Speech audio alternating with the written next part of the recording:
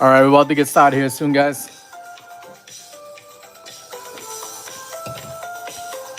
Let me go ahead and turn the music down a little bit.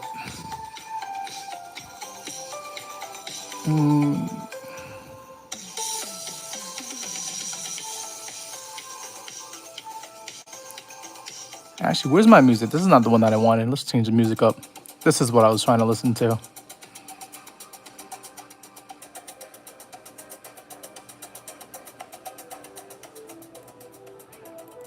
All right. How you guys doing? Welcome to the Meet Damien channel. Doing a live stream here with TikTok and YouTube. Let's get started here. Looking at the price of Bitcoin first, and then we'll take a look at the price of gold and some other coins here. Take a look at your stocks if you want to take a look at stock market as well. But let's get started here. We're looking at the price of Bitcoin as we normally do every day.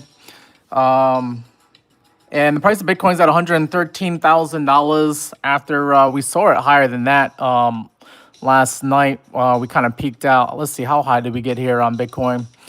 We got as high as 114,850. Okay. 114,850 was a level to see that us get above. That was good to see that we got above some previous highs here. The high that we saw here on Wednesday, September 24th. Okay, so we had a pretty good day on Monday here for Bitcoin, only for us to get rejected at 114,800. Now, that $114,800 level, if I go over to the 12-hour chart, it actually shows that the 100-day moving average is where we got rejected off of that line right there to the T, right? So somebody was paying attention to that. Might have been some trading bots that saw that and decided to bring the price down, okay? But if the price is going to go down to further levels from what we've seen already, then we do have this Fibonacci that I've drawn showing that these are the levels to be looking out for. We've already hit the 618, okay, at $112,694 Bitcoin. We came down to 112,695 here on Coinbase Exchange. So quite interesting that we hit that level to the T here on Coinbase Exchange. Okay. If we do go further, we do have a 0.5 level here and a 0.382. The 0.382 is at 111,369. And we have the 0.5, if I zoom in, at $112,000. I think $112,000 Bitcoin is still a possibility if we're going to go down to lower prices here. And that would mainly be because of the government shutdown. There's some fears in the market about the government shutdown. I think they're unfounded fears. I don't know why the market is getting worried about the government shutdown. Okay, because all it means is that they're just the government's still running. They're just the employees, the government workers just aren't going to get paid this week or however long this government shutdown lasts here in the United States.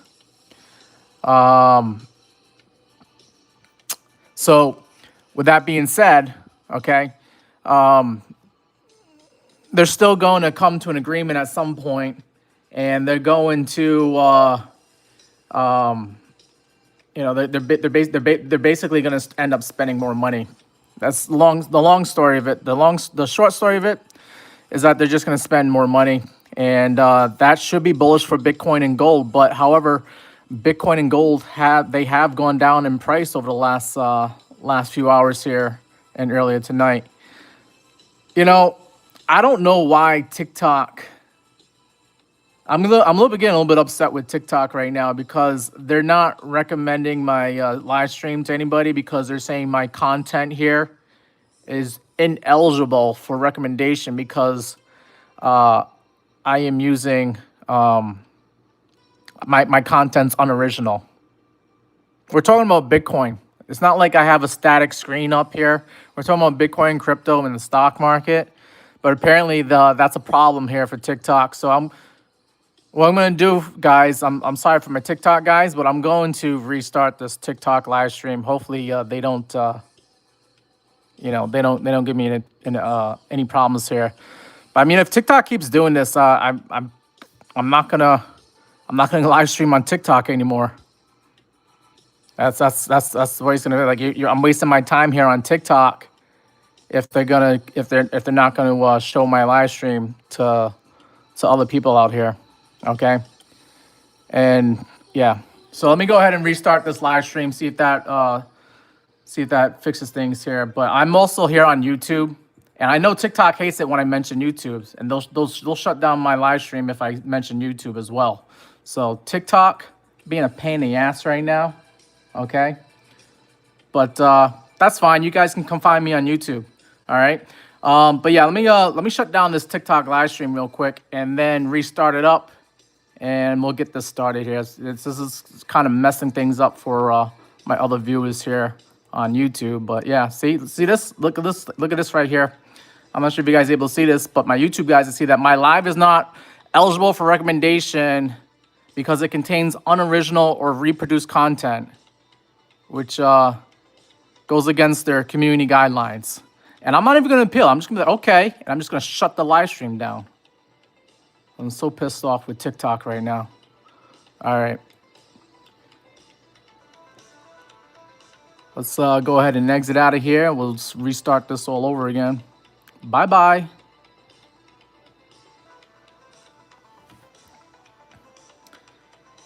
And for my YouTube guys, I'm going to have to flip the camera over to me. You guys get a chance to see me now.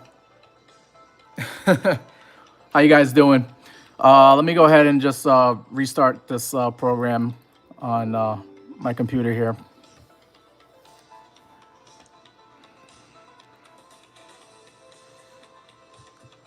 And then once I get this set up again, I'll be able to flip the camera back over.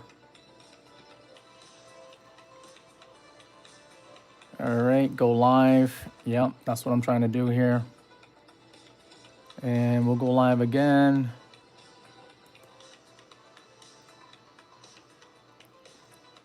Yep, same thing.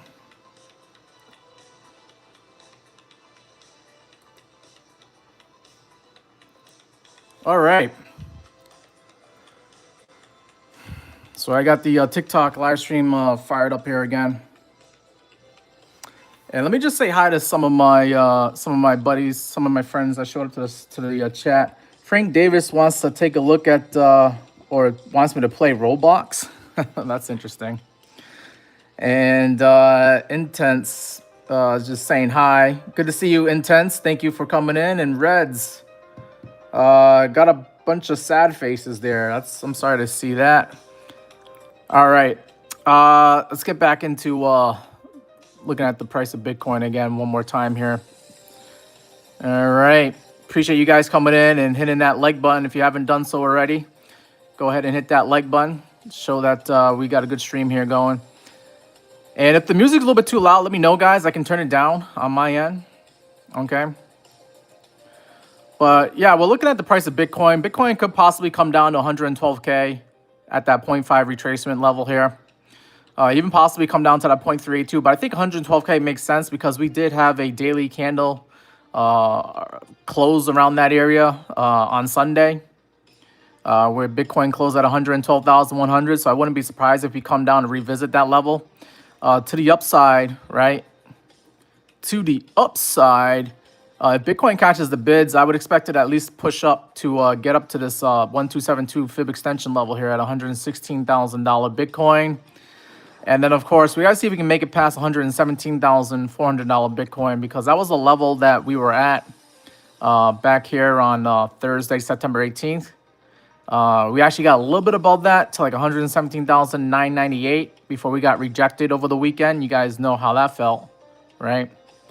But yeah, Bitcoin, when it does get up to like $117,000, $118,000, I'm expecting more resistance at that level, in my opinion. All right, let's move on to, I want to show you guys what's going on with gold, because the price of gold has been making new all-time highs. And, I mean, it did new all-time highs yesterday. And gold is actually up slightly for today, but gold actually took a hit. If I go into the 1 hour chart here, you can see that the price of gold did drop down last night, along with Bitcoin and the stock market futures, mainly because there's a fear about the government shutdown affecting the markets. I'm not sure why it would affect the markets. Okay, it's just the federal government. Everybody's still showing up to their jobs. They're just not getting paid until they come up with the money. And right now, like the Democrats and the Republicans are going at it with each other over how much money they plan on spending here. Okay, but the short story of it is that they are going to spend the money. It's just, what kind of programs are they going to approve? The Republicans have a majority, but they don't have enough of a majority to actually bulldoze and prevent the government from shutting down. They actually need a few Democrats to actually go along with their government spending plan. And the Democrats want to basically get a few things out of the Republicans. It's all part of a negotiating deal here, but the market doesn't like it for some reason. Looks like we did bottom here on gold around 5 o'clock in the morning. Caught some bids here around 6 o'clock. Got some green candles, and I think gold is fine for now. Just making higher lows and higher highs on the 1 hour time frame. Let's zoom out to the daily time frame here. The 1618, this Fibonacci that I've done for previous analysis, is showing that gold could get up to like $4,099. That's my next target for gold. We're only about a couple $100 away from that, but I think that's a doable target here, a reachable target for gold. And I wouldn't actually become bearish on gold until like we lose the 21 EMA. Right now, this gold is just extremely bullish. It's above all the moving averages. It's above the 200-day, the 100-day, and that 50-day, that green line there. I can probably get rid of this here. I'm going to get rid of these trend lines here. But you're above all the moving averages, including the 21 EMA on the daily time frame. So gold is extremely bullish. And until we actually come down to the 21 EMA at $3,675, I wouldn't really expect gold to start being bearish until we actually do that. Okay, we usually hang out near the 21 EMA, especially all throughout the last few months here.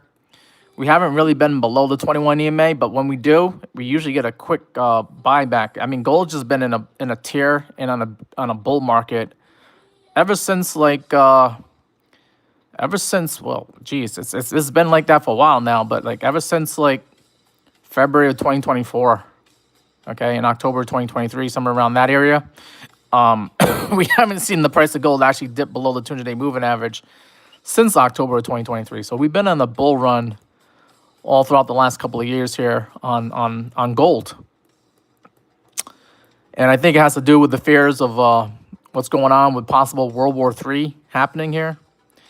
And yep, there you go. TikTok's being a pain in the butt.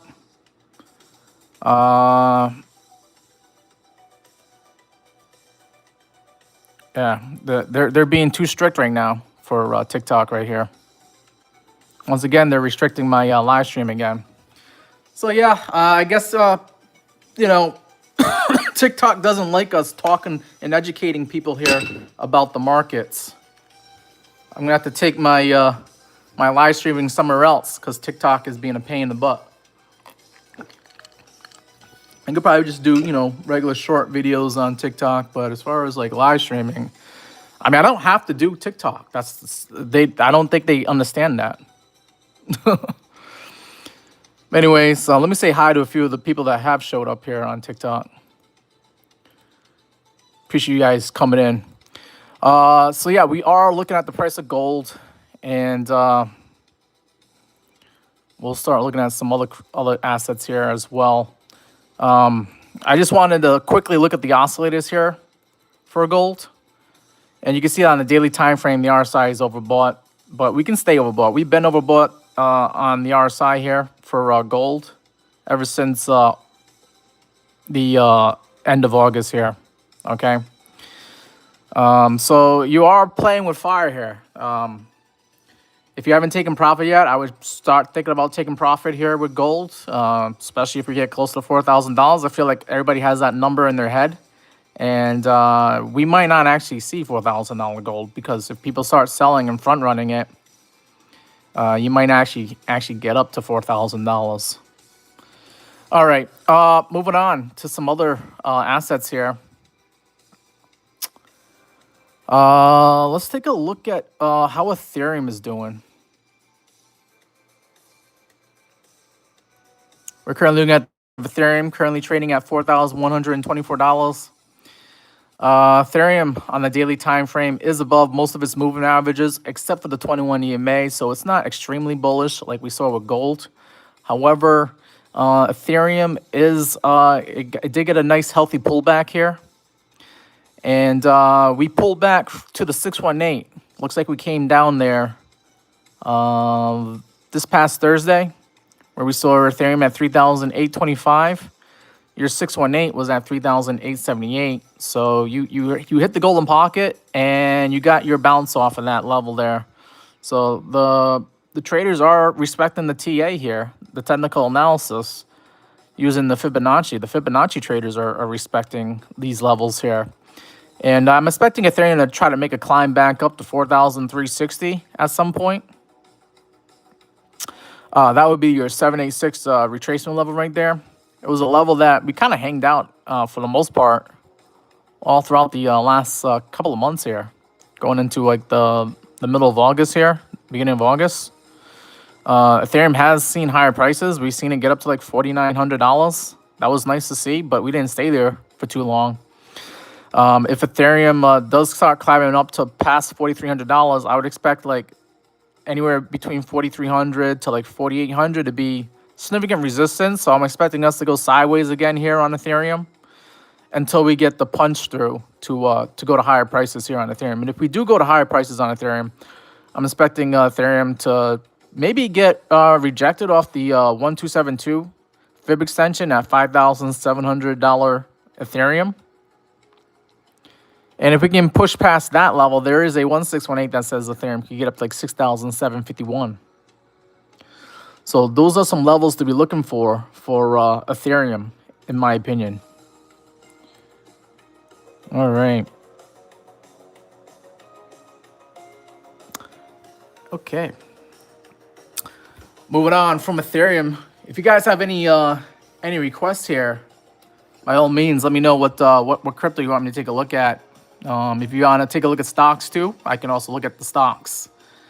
The stonks. But since I don't have any requests, I do want to show what happened with JOLTS jobs report. Not a jobs report, but this is the JOLTS. So let's go ahead and take a look at the economic report here.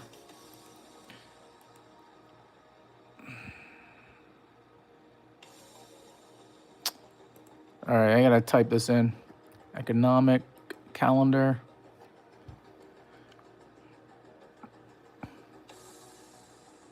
So job openings is a number that would affect the market here, and we were expecting 7.2 million jobs here. Okay, like we did last month. That's exactly what we got. We got 7.2 million. So that's a number that should not cause the market to drop like it did. However, I'm looking at the Chicago PMI number here. That came in a little bit low at 40.6. They're expecting 43.8. So business is not really doing so well, according to this PMI here. And then the consumer confidence number, slightly below than what they were expecting. They're expecting 96 for the consumer confidence, and that actually came in at 94.2. So not as good as they were hoping here. And then for tomorrow, for us to look forward tomorrow, this will be a market moving event here. You got at 8:15 a.m., you have the ADP employment report. They had 54,000 jobs last month. They're expecting 45,000 to be the number for this month. And if we get anything lower than 45,000, then that would justify the Federal Reserve to lower interest rates, which would help the markets out. So we actually want a number lower than 45,000. Not too low. We don't want negative, but we want something lower than 45,000 to show that the market is, the labor market is actually having a tough go at it, and they need to help it out by lowering interest rates, which would also help out the markets, crypto and stocks. Let me see what you guys are saying here in the chat. Zuby says more rate cuts expected. Yeah, I would expect more rate cuts if the jobs are not looking so good tomorrow. So we'll see what they end up doing, what we end up getting here. And then Friday we have another jobs report that comes from the United States government themselves, and we might not be getting that jobs report because if the government shuts down, then how are they going to report the numbers, right? So we might not be getting that on Friday. So I think tomorrow the market's going to be paying attention to what the ADP employment report is, because we might not be getting a jobs report on Friday from the government. We will eventually get the jobs report, but it might be a little bit delayed. It might be next week or the week after, if the government actually shuts down, which it's looking like they're gonna do. Anyways, let's take a look at some other cryptocurrencies here. Let's see how one of my favorite cryptocurrencies are doing, Sui. Sui is my second biggest bag when it comes to cryptocurrencies. Solana being my number one bag.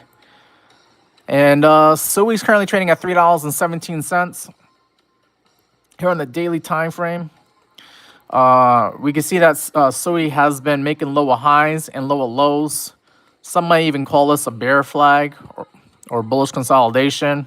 Okay, but if Sui continues going to lower prices here, it wouldn't be surprising for it to actually come down to like 290. That 290 level is a level that we could come down to and still respect this downtrend that we're in before we end up going up to higher prices here. So I don't know. Maybe we actually end up coming down to that level there. But it wouldn't be surprising if we come down to that level, because we do have a 0.236 level hanging out at 281. So 281 or even 290, somewhere in that area, is where Sui could go down to if we continue having lackluster performance here in the cryptocurrency world, okay? Or at least this particular cryptocurrency. However, if we actually start catching some bids here, we do have possibly the 618 at $3.62, that golden number there, that yellow number, I guess. We could end up going up there, and it would still respect the flag that we're in, and maybe we get rejected and come back down again. So, like, I'm not quite sure what Sui wants to do next here, but what is this thing doing here? My chart's all messed up. What is going on?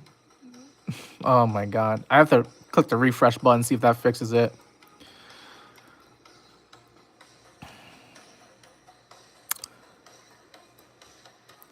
I apologize for the technical difficulties here. You never know with technology and computers here what you're going to end up getting. But yeah, I would expect Sui to try to make a run for 360, but we'll see how it does. If it gets rejected off of 360, 362, that wouldn't be surprising, because that is where the golden pocket retracement's at.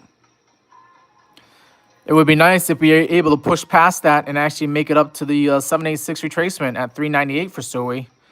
That's a level where you came up to on Thursday, September 18th, and then you got rejected. So these levels are pretty important to be using in your charts here for the day traders and investors out there, swing traders out there. Knowing how to use the Fibonacci, I think, is very important to figure out, where you might get some resistance and where you might get some support too.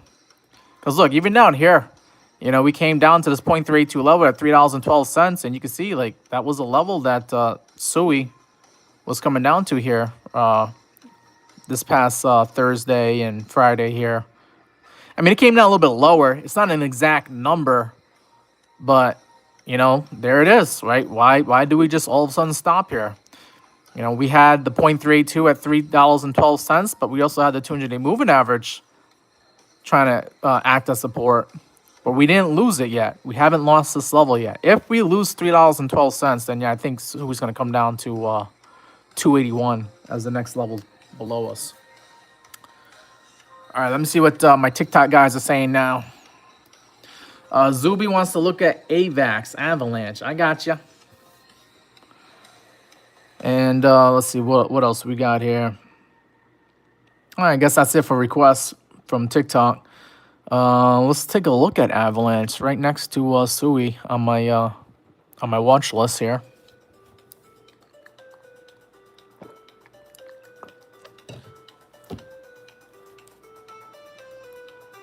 We got Avalanche, AVAX, currently trading at $28.96, down 4.77% today.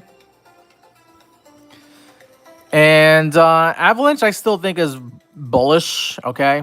We're just trying to create a higher low, in my opinion here. You're bullish because you're well above all the moving averages on the daily time frame. You got the 200, 100, and 50-day below you. The 50-day is sitting at 24.29, okay? That is a level that we could end up coming back down to, and it wouldn't be surprising to see us at that level at $24 for Avalanche, because that was a level that we were trading at sideways all throughout August here, and also here in July as well, okay? So you have a lot of support at $24 for AVAX, Avalanche. Now, if we're able to continue being bullish here on Avalanche like we've done over the last few weeks here, then I think, Avalanche is going to try to revisit this 1618 number here, the $34.66 level. We actually got up to $36.19 September 23rd here, okay? And if this Fibonacci is still holding true, then we could see Avalanche get up to this 2618 number at $46. I think $46 could be in the cards for Avalanche going into next month or November here, in the next few weeks here. Because I believe there should be an Avalanche ETF coming out, along with, there's going to probably be a Solana ETF next month and an XRP ETF.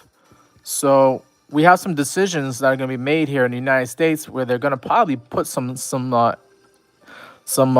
ETFs for the stock market, and then the stock market bros, they're going to be able to pour money into crypto as well. And I think Avalanche is going to be one of the benefactors, so you will probably see a $46 AVAX going into next month, maybe. All right, Dizzle wants to take a look at Aster. I got you. And yeah, I think that's it for that'll be the next request, the next coin I'll look at for now. All right, but yeah, so that's downside, upside targets for AVAX. I think downside, you could come back to $24.80 or even $24.29, where your 50-day moving average is hanging out at. Upside target, you're trying to revisit the highs from August at $34. And then going into next month or November, maybe $46 Avalanche could be a possibility here. All right, moving on to Aster. For those who don't know about Aster, it's a relatively new cryptocurrency. It's a decentralized exchange that is owned, operated, and founded by CZ,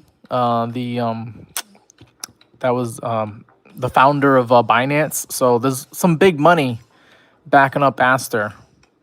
And I believe this project is going to be successful. But right now we're having a bad day. We're down 18.4% on Aster. So it could be possible buying opportunity here. Aster is coming down to the price that it was at here on Sunday. I'm sorry, not this Sunday, but 2 Sundays ago. Sunday, September 21st. Okay. You were hanging out at $1.65, and right now we're at $1.54. So this is the level that we were at back here a couple of weeks ago. Okay, a couple of Sundays ago. Now, there's not really much I can do with analyzing Aster. I now have to get into the 1 hour time frame to see if I get some moving averages to show up here. And I do have some moving averages now on the 1 hour time frame. Your moving averages came in, but now you're below all the moving averages here on the 1 hour time frame. So that's no bueno. Let's see what it looks like on the 15-minute time frame. Even below the moving averages on the 15-minute time frame. So Aster again is butt kicked today. All right. Let me go back to the 1 hour time frame again. What I can do now is I could probably do a VRVP analysis on this, see what the VRVP has to say about levels to look for. You get the VRVP indicator off to the right. The green and red. The green shows all the people that bought at a certain price level. The red shows all the people that bought at a certain price level here. You add those together and you get these volume nodes here, okay? And your highest volume node is that blue line sitting at $1.94. The majority of people bought Aster at $1.94, and the price is below that, so you are considered probably undervalued. You got a value area low, which is another area where a majority of people bought at, and that's hitting at $1.45. I think once you get to $1.45, if Aster continues going down there, you can, if you're inclined to buy some Aster, you could buy at that level, knowing that you're getting the price a steep discount compared to the majority of other people that bought at higher prices here, and even at the value area high at 211.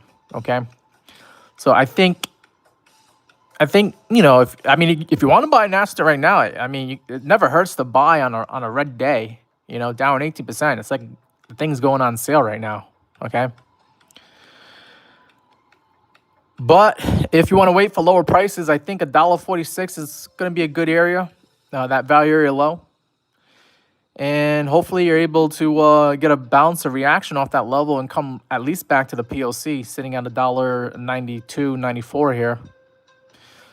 And then maybe get back up to that value area high at $2.11. And then as far as upside targets higher than that, well, we don't have much data for Aster here, but I can do a Fibonacci retracement and get some fib extensions to look at here. And we got a 1618 that says Aster could possibly get up to 359, which should be a double in price from where it is right now.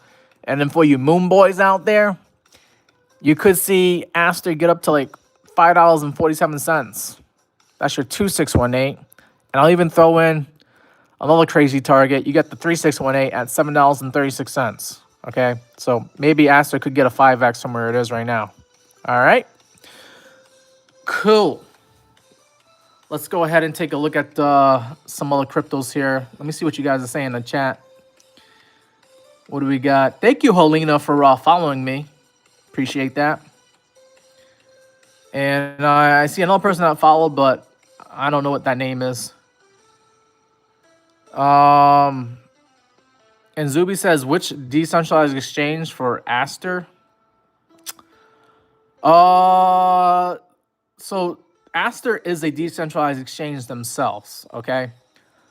But I believe you can buy Aster. I mean, I'm getting this data off of Mexi Exchange. You see that right there? It says Mexi. So you can buy Aster on Mexi, which is a centralized exchange, not a decentralized exchange, okay? I'm sure you could buy it on Binance, because that's the owner of Binance created Aster. So I'm pretty sure he put it up on his exchange as well. But yeah, there's ways to buy Aster if you want to do so. If you ever want to check up on what cryptocurrency exchanges you can find these cryptos on, I would say go to coinmarketcap.com and you can do research on your cryptos here, and you just type in like Aster here. Okay, there's Aster. Let it load up here. There's Aster's trading at $1.54, so we know we got the right one there. And you just want to go to where it says markets. Click on markets, and it will tell you the exchanges you can buy Aster on. And it's on, like, there it is, Mexi, Gate.io, KuCoin, HTX. Of course, it's on Binance Exchange, okay? If you want to get centralized exchanges, you click CEX, CEX right there. And those are the centralized exchanges that you can find Aster on. I wouldn't expect to find this on Coinbase or Kraken or even Crypto.com, because Aster is an exchange. And a lot of these exchanges, they don't like to list other exchanges on their exchange. So the fact that you got this on Mexi and Gate.io and HTX and Bing, those are showing that, they're not really worried about their competition here, and they're willing to let people trade that asset. But if this thing starts showing up on Coinbase and Kraken, then it's got a lot of interest in it because even Coinbase can't ignore the fact that there's a lot of people that want to buy Aster. They're gonna put it up on their exchange. Yeah. I see Chad Sarton's in the chat. He says, "Greetings. I hope everyone is investing in XRP and XLM." Is that a request for XRP and XLM? Because we can take a look at those two. Yeah. All right. Let's see. Yeah, I think we'll just take a look at XRP and XLM. I can do that for you. But yeah, that's Aster in a nutshell. There, I gave you the Moon Boy targets. There, I gave you the downside target. $1.46 seems to be the area to look for, which we're coming up on right now on Aster. All right, let's move on to XRP, and then we'll look at XLM after that. XRP currently trading at $2.82, down slightly today at down 2%. And what do we got here for XRP? I got to get into the daily time frame here. I like zooming out, getting the big picture on the daily time frame. Unless you want me to look at it on the 1 hour time frame or even smaller time frames than that, I can do that. But I like to get the bigger picture for XRP. So XRP is above the 200-day and the 100-day moving average. That's good to see. However, you're struggling to stay above the 50-day moving average, which is this green line here. That 50-day moving average is sitting at $2.88, so you're slightly below it. Looks like XRP wants to come down and maybe try to go to lower prices here. There is a level to be looking out for, and that's the $2.78 level here. This $2.78 level is the 0.5 retracement off of the Fibonacci that I drew here. And this is a level that we have come down to in the past here, okay? However, it seems like XRP likes to respect the $2.69 level for some reason. I think the XRP army, they're a little bit funny when they try to pick a level to defend. And of course, if it has 69 in it, they're going to try to defend it. So yeah, $2.69 is an area that we came down to on September 22nd here. Also, we came down to $2.69 here on Monday, September 1st. So I think XRP Army is going to try to defend you again at $2.69. If we do come down to that price, I would expect a bounce, a reaction off that level. You put your stop loss tight, right at $2.68, right below the candle wick here on Friday here, September 26th. But if you want to keep the stop a little bit looser than that, because they could always come down just for you to get stopped out and then bring it back up again. You could probably put your stop loss right below the 100-day moving average. The 100-day moving average, this is the blue line here, sitting at 267. So maybe 265. Okay. Or 260 if you want to make it even looser than that. And then if XRP is able to get a reaction and bounce off that level, you want to see if XRP can at least get back to the golden pocket level here at $2.99, $3 XRP. And then if we can push past the golden pocket level here, then we have this blue level here. This is the 786 retracement. That's sitting at $3.28 here for XRP. This was a level that we got rejected off of back here in August. The beginning to middle of August is where XRP had trouble getting traction, and we got rejected. I mean, XRP tried. They tried. We lost it, came back up to it again, lost it. Okay. But I think 328 is going to be another tough level for XRP to get past. And then, of course, we're going to see if we can get past the highs here in July at 366. And then you got some fib extension levels to look for. For the XRP Moon Boys, here are your Moon Boy targets. Pay attention. You got the 1618 at $4.74 XRP. Could be a possibility here. Then you got the 2618 at $6.50. That could be possible maybe later on in November, end of this year. And then who knows? Maybe you might see the 3618 at $8.26 for XRP. Might be worth hanging around in XRP to see if it does get up to that level. All right, so those are your downside, upside targets there for XRP. I see Cam is in the chat. Cam says 10 more days countdown. Is that the countdown for a Solana ETF? Is that what you're counting down here? We got to take a look at XLM now. Thank you guys for coming into the chat. And thank you, Helena, for hitting that like button. If you guys haven't hit the like button, all you got to do is just double tap your screen on TikTok, or if you're on the computer, just hit the heart button. Okay. And same thing with my YouTube guys. If you guys can go ahead and hit that like button, I appreciate that. See, Peter has showed up in the live chat here. Thank you, Peter, for coming in. My day is going all right. I actually did lose out on a few trades earlier this morning, so I decided not to trade for the rest of the day. I gotta have my limits. I hit my limits. I lost 5 trades this morning, trying to catch the bottom on some of these cryptos, and they just kept on going lower. So I was like, all right, I guess we're going lower, but I don't want to go short because we're already at the lowest lows for the day. And I feel like I'd be showing up late to the short party. I'm not sure if that's worthwhile doing that as well. So I decided not to trade. I'm not going to trade this afternoon. I'll take a look at the charts later on tonight. Try to come up with some trading ideas for tomorrow morning. And I'll just try again tomorrow morning. But I think it's very crucial for you guys to recognize and have limits. Because if you don't have limits, then you'll just keep on trading just to be in a trade.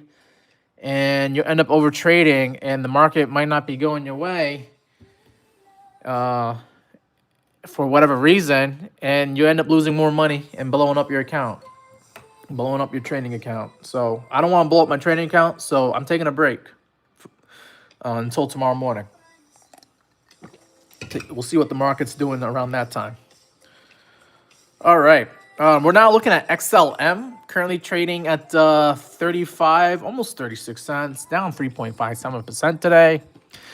XLM, I believe, was a request that you wanted to take a look at this crypto. I have looked at XLM in the past and drew a Fibonacci from like the 22-cent level up to the highs here at 52 cents. We saw XLM at 52 cents on July 18th.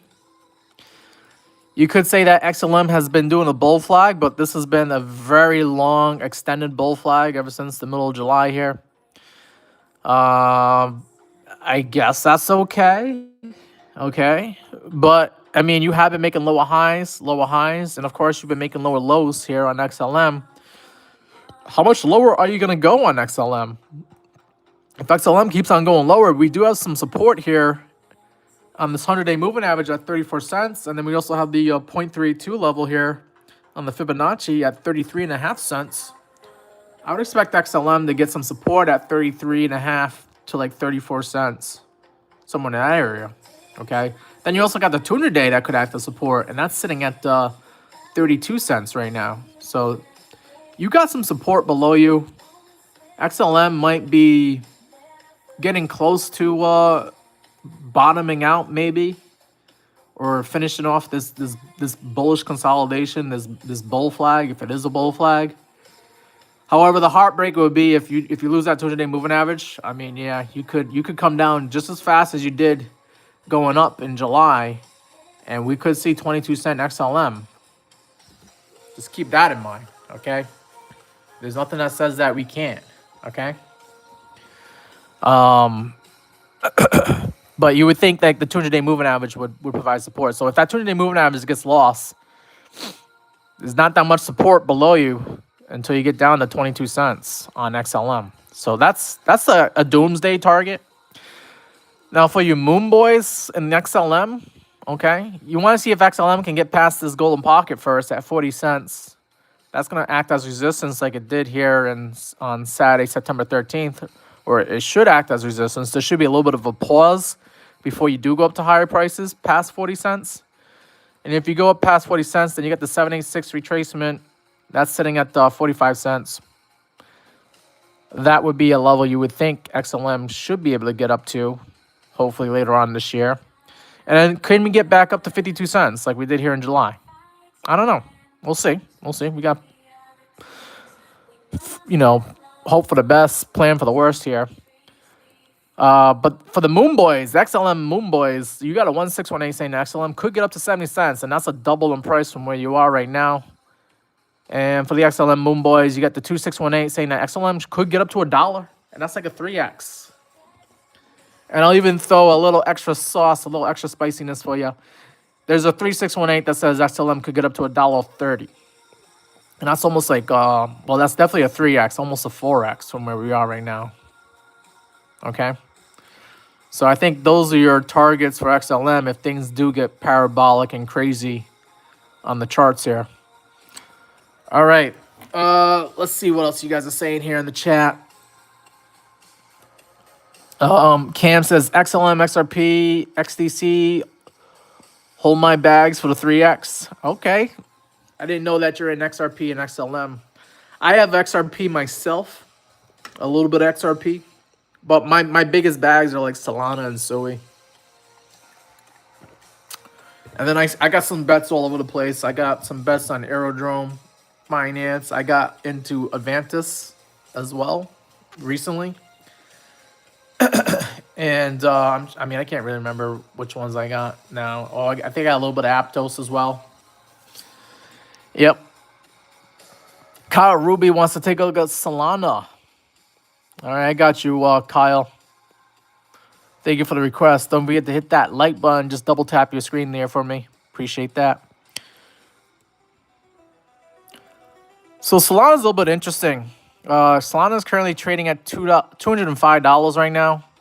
This is my biggest bag. I think Solana is gonna do well going into the next few weeks, few months. Solana has a Solana ETF decision deadline on October 10th. We could be getting some good news in October about Solana getting an ETF here in the United States soon.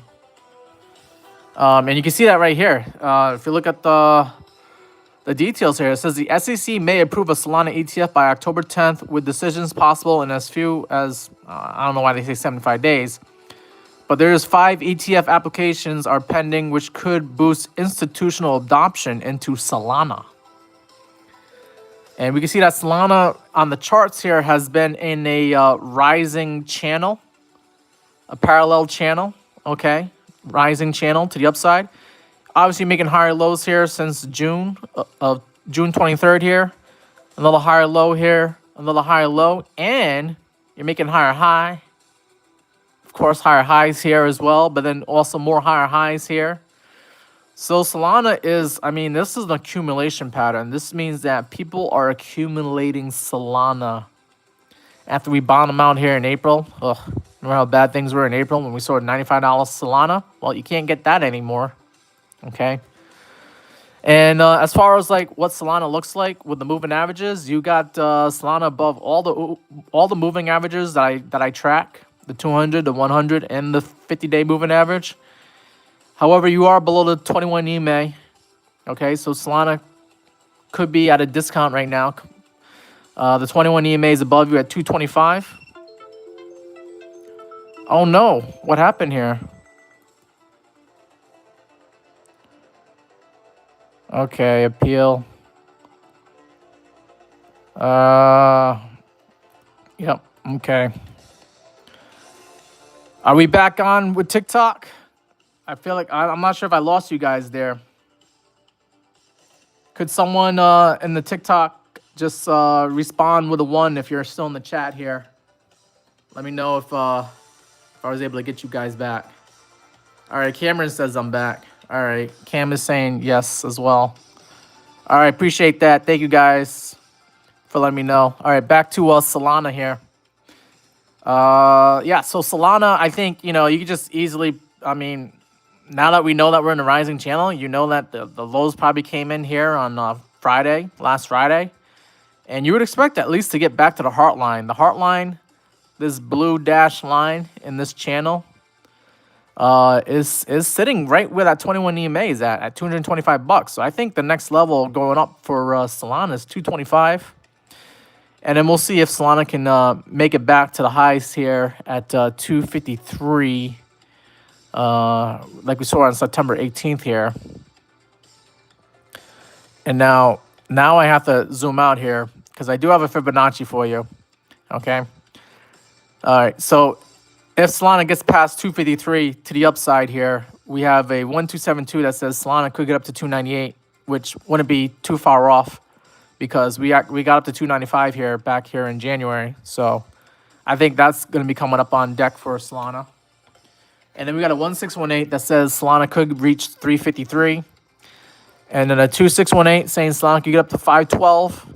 And then for the Solana Moon Boys out there, you got the 3618. Solana could get up to 671 if everything goes well. And we get, you know, adoption from the ETFs, the institutional investors, and retail coming back and getting excited about Solana. Okay. But yeah, I think those cover that covers the upside targets, downside targets. I do not want to see us lose this rising channel here. Looks like if we were to come down right now to that the bottom of the rising channel, it would be about $195. If we lose $195, you do got the 50-day as support at $180, and then you get the 100-day at $178. But then, you know, you're violating the this rising channel, and whoever's playing the rising channel, they might want to get out if we lose the rising channel here at $195. So don't lose $195, and I think you'll be all right here with Solana. All right, I think we got another request here. I think I saw ICP in the chat. Hey, MMA Squire, good to see you. How's the kids today? Are they behaving themselves? Hopefully they're not driving you crazy this afternoon. All right, ICP. That's another one that we got to look at here. Cam thinks Solana's gonna go to $800. Yeah, that'd be nice. All right. Let's go ahead and take a look at ICP here.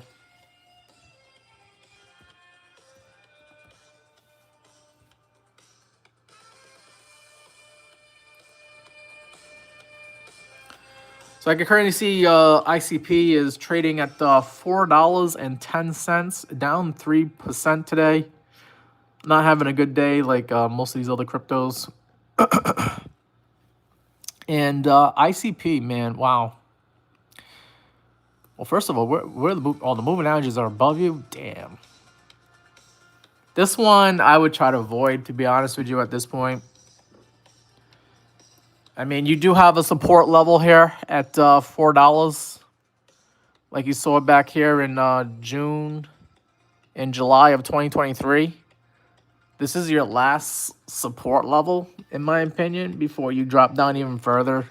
And we could drop down to like what we did here in September of 2023, when we were at like $3 here for ICP. So I think ICP is just, it's hot garbage right now, in my opinion.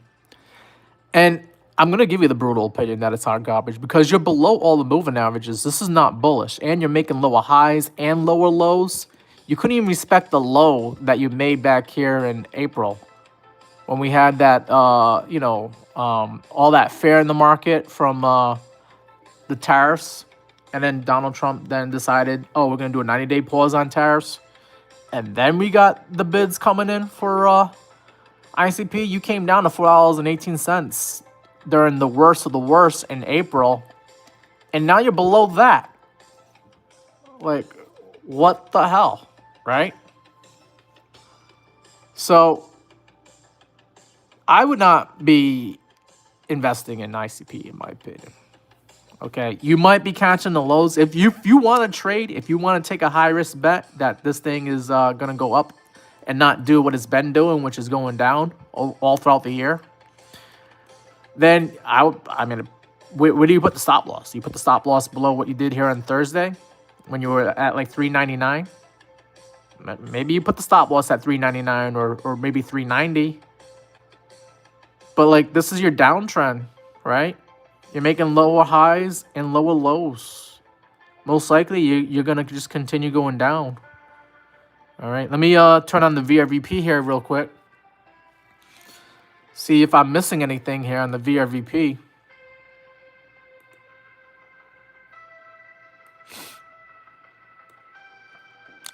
VRVP, you got a value area low. All right, yeah, value area low here at 385. Maybe that's where you need to come down to and get your bounce, okay? But it's very hard to figure out how low this thing could go because it just keeps going lower. But using the VRVP indicator gives you some idea that there is some people that bought at 385. Don't lose 385, please. Because if you lose 385, then I think you have to come down to $3. But I mean, let me try to see if I can give you a bullish case here. There's not that much of a bullish case here, but I'll try. The bullish case, VRVP, you get the point of control above you at 494. That's going to be where you get a lot of resistance if this thing does try to go back up to higher prices. Then you got some more high volume here at $5.43. But basically, everybody that bought over the last few months, they might be sick and tired of ICP, and they're probably going to click the sell button if ICP gets back up to like $5. They might be sick of it, and they might just hit the sell button on you. So I would probably look for $5 as your target for now. Still a 25% move up in price from where you are, but you're gonna have a lot of resistance trying to get past $5 on ICP. A lot of resistance. Okay. But yeah, get past $5 and $6 here, then we can start looking at the targets that I identified earlier, where we could see maybe ICP get up to $6.30 or even $7, because you got the VRVP showing some volume at those levels here, and you got some previous price action at that $7 level as well. So those are your targets, right? And if you buy here at $4 and you're going up to $7, that's almost a double. But ICP. I think there's better cryptos out there, in my opinion. Yeah. Forest Life says ICP will rocket after Caffeine AI is released. I don't know what Caffeine AI is, but maybe you can tell me in the chat what it's supposed to do and why it's going to be the game changer.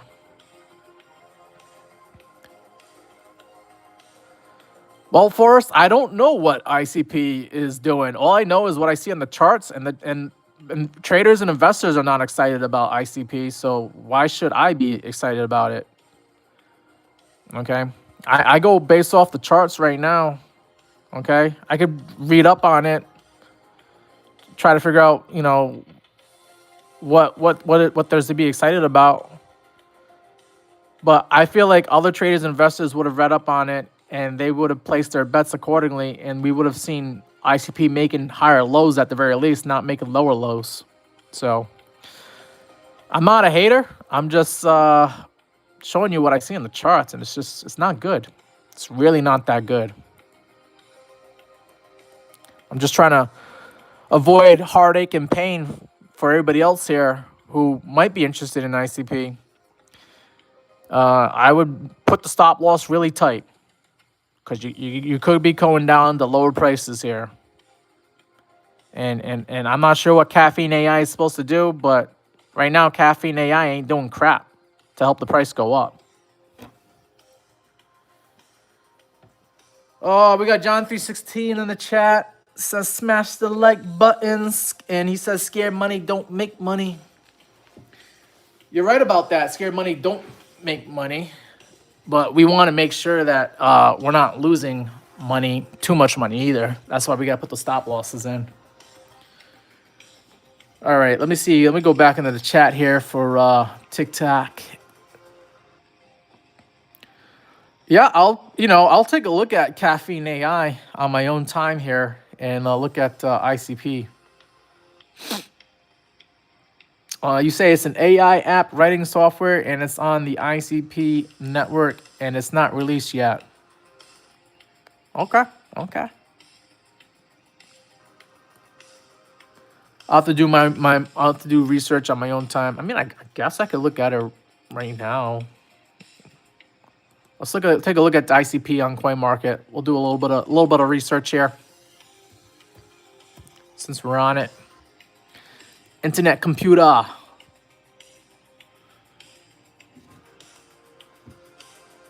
And if I scroll down, I should be able to pull up the website for ICP. Boom, boom. Let's see what we get. So this is the website for ICP.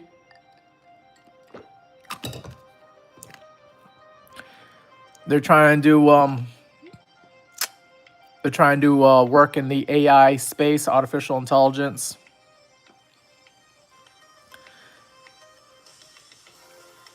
But yeah, I'll just go ahead and read this here. The Internet Computer Host secures network resonant code and data, build web apps without big tech and current IT. Applications are immune to cyber attacks and unstoppable, capable of processing tokens, and can run under exclusive DAO control, build Web3, social media, games, DeFi, multi-chain apps. Okay, that's a lot of stuff. I mean, you could say you're going to do all that stuff, but you got to actually do it for people to get excited about buying your coin. Guides, decks, and let's see, insights. And I'm just trying to see where on the website does it say Caffeine AI?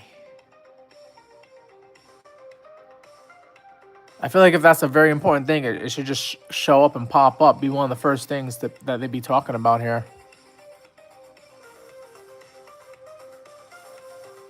I mean, I would have to do further, deeper research into it. Let's see, ICP roadmap. You would think, here we go, highlighting upcoming milestones. Let's see if do they even mention Caffeine AI?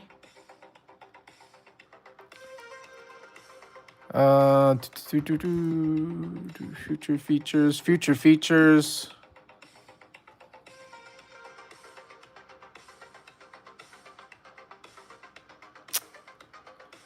I mean, it's a lot of reading to do here.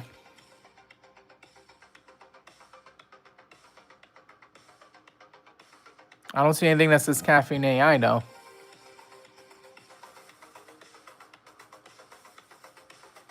And if it's a big thing, you would think it would at least be on the website, right? So this is a lot of talk, but they're not walking the talk, okay? You gotta not just talk the talk, you gotta walk. And ICP just ain't doing it. I don't see anything here about Caffeine AI either. All right, back to the charts. All right, let's take a look at some other cryptocurrencies here. Let's take a look at Aerodrome Finance. This was a cryptocurrency, a decentralized finance, rivaling Aster. This one is bullish in my opinion, and I'll tell you why, because the charts show me why, okay? On the daily time frame, you're above most of the moving averages here. You're above the 200-day, the 100-day. You are losing the 50-day, so that's a little bit worrying there, okay? However, you're above most of the moving averages. You can't say that about ICP. And then the other thing, I love the market structure. You got a low here in April. Okay, that was the lowest low. It's not making new lower lows. And then you got a higher low here in June.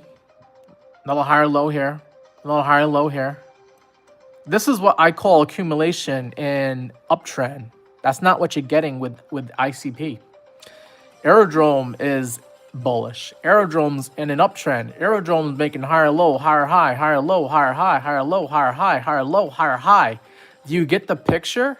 Like Aerodrome is an asset that's being accumulated by investors right now. It looks similar to Solana as well.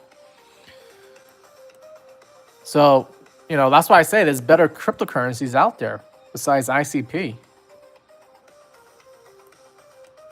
And Aerodrome Finance might be one to get into. You're near the 50-day moving average, but this could be a sale, right? A lot of cryptocurrencies have been going on sale the last couple of weeks here. Aerodrome is now hanging out near that 0.382 at $1.06 and hanging out near that 50-day moving average at $1.03. Sure, yeah, we're losing some of this momentum here, and we're going to the downside. But you do have, if we do go to lower prices here on Aerodrome Finance, you get the 0.236 at 93 cents. That could be a support level there. You got the 100-day could act as support at 90 cents here. Dutchy, you say my setup is different. So if you're talking about why I'm live streaming on my phone with YouTube, and I'm doing live stream on the computer for TikTok. So my TikTok guys, they got the whole 16 by 9 degree format, and I'm using my phone here. You see my hand? That's why my setup is different. And I'm just doing TikTok Studio. I'll show you here. I got TikTok Studio up and running here. So I'm doing things a little bit differently today. Just to, try to do things here on TikTok and have a different format. But I'll go back to doing the YouTube live stream like I normally do tomorrow. Yeah. Trade Intuition is like, oh no, I forwarded to the phone stream. There's nothing wrong with a phone stream. This is how people live stream using their phones, right? I can do that here on YouTube. And, sometimes I do a phone stream when I'm out and about and traveling. It's just the only way I can go on the charts. And then I would use my iPad, right? I got this iPad right here. And I can look at the charts there on the iPad. But, yeah. We're doing a vertical stream today on YouTube today. And I'll go back to the normal stream tomorrow, the normal stream format. But hopefully you guys, how's the volume on the YouTube side of things? You guys still able to hear me and also hear a little bit of music in the background? And I appreciate you, Trade Intuition, coming in and forwarding your people over to this live stream here. We're taking a look at Aerodrome Finance, looking a little bit better than the other cryptocurrency that we looked at before, which was ICP. And Aerodrome Finance, I think Aerodrome Finance is looking fine on the bigger picture here, the daily on the daily chart here. Aerodrome, if I get rid of the moving averages here real quick, you tell that Aerodrome is being accumulated ever since April, making the higher low. I mean, that's the lowest low for the year. But then you get the high, the higher high, higher low, higher high, higher low, higher high. And right now, Aerodrome Finance is looking to see where we're going to make a higher low here. You would think we would at least, maybe that higher low was put in here on last Thursday, when we got down to like 93 cents. But we could come down to that 0.236 level all over again for Aerodrome Finance. Okay. But if we lose 93 cents, then it's kind of hard to justify that you're making higher lows here on Aerodrome. You would think Aerodrome would be catching some bids at some point here at like 93 cents. If it doesn't, then maybe we have to come down to this level here at 73 cents. And that'll be tough because we haven't been at that level since the beginning of August. That means all this price action gets neglected, invalidated, if we have to come back down here to generate demand for Aerodrome. So it's a little bit tough, Right now, we are creating a downtrend on Aerodrome. We're making lower, the high here on August 22nd. You got a lower high here. Could this end up being another lower high? And do we have to go down to lower prices? I don't know. I feel like that's just the theme of today. A lot of things are in limbo land. We got the government shutdown probably coming up later on today, going into the rest of the week here. And then we got fears about World War III starting up with Russia. And I think that is what's suppressing the markets right now. But I think this is just buying opportunities before we go up to higher prices in October because of the ETFs that are coming out, or supposedly they're supposed to be coming out. We're going to be getting some decisions. And if they say no to the ETFs, then they got to at least tell us why they're saying no to the ETFs here. But yeah. All right, let me just check up on the chat here, see what you guys are saying. Trade Intuition says streaming from the computer is better. Yeah, I know, Trade, but I can't use, when I use TikTok, live stream, like it's using the webcam. And I can't do that and then also do my other, YouTube studio Like one of them has to use the webcam here. So if that's the case, then I have to do the live stream on the phone for the other platform. Or maybe there's a way to do it where I can do TikTok and YouTube using the same webcam. But it had to be one or the other for today. And today YouTube gets to be on the phone today. All right. Difficult to see the chart? It's not that difficult. I do my YouTube shorts and I do TikTok videos using the phone here when I analyze the charts. But yeah, I mean I could zoom out a little bit so you get more of the chart here. But anyways, yeah, I can move it around. I got my little selfie stick that I use the phone for. I can move things around and keep it stable. And we look at the charts right there. And there you go. So here's my live chat. See my TikTok guys there? There's my TikTok guys. We got Shafi asking about Uni. Okay. And Rude is asking what's the moon price. Okay, I didn't really give the moon price for Aerodrome, so let me give you the Moon Boy price there real quick, and then we'll look at Uniswap after that. Okay, so that's what we got in the chat for now. All right. So yeah, Aerodrome Finance, Moon Boy prices. Pay attention. Okay. First, we had to get past the $1.60 that we did on August 22nd here. 1272, probably not your Moon Boy price, but there's a $1.84. Says that we could possibly see some resistance at that level. Then you get the 1618. We could see $2.15 for a price for Aerodrome, which is a double from where you are right now. But I don't think that's really Moon Boy price. Moon Boy prices is we got the 3618 at $3.91. That is your Moon Boy price. And then maybe Space Station price. Not really, Moon Boy or like satellite price. You get the 2618 at $3.03. So those are your targets if you are bullish on Aerodrome and expecting some Moon Boy prices here. Could get a triple or a quadruple out of Aerodrome. All right. Let's go ahead and take a look at that other crypto. What was it? Uniswap? Yeah, we got to look at Uniswap.